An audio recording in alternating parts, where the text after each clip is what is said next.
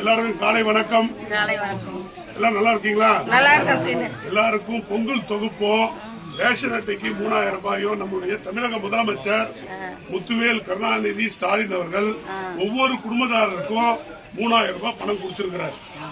இந்த மக்கள் தமிழக மக்கள் பொங்கலை நல்லபடியா கொண்டாடணும்.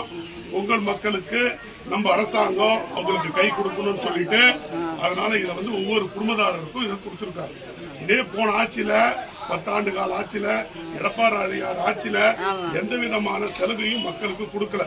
இப்ப பாத்தீங்கன்னா பெண்களுக்கு இலவச பஸ், அதே போல கல்லூரி படிச்சு போற குழந்தைங்களுக்கு அவங்களுக்கு ஊக்கத்தொகை, இது போல பல்வேறு திட்டங்களை தமிழக மக்கள் நம்ம பயன்படணும்னு சொல்லிட்டு நம்முடைய முதலமைச்சர் எல்லாம் உங்களுக்காக செஞ்சிருக்கிறார்.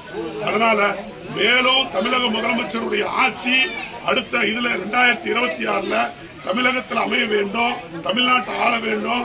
ஏழை மக்கள் எல்லோரும் வறுமையில் இருக்கிறவங்களும் நடுத்தர குடும்பத்தில் இருக்கவோ எல்லாரும் நல்லபடியா இருக்கணும்னு சொல்லிட்டு அவர் செஞ்சுட்டு வர்றார். அதனால இந்த ஓட்டு எல்லாரும் உதயசூரியனுக்கு நீங்க போடணும்னு சொல்லிட்டு கேட்டு மறுபடியும் வர தமிழக முதலமைச்சரா நீங்க ஆக்கிறது உங்க கையில. நம்மளுடைய சின்னம் என்ன சொல்லுங்க நீங்களே? நம்மளுடைய சின்னம், நம்மளுக்கு சின்னம் பேசப்பா.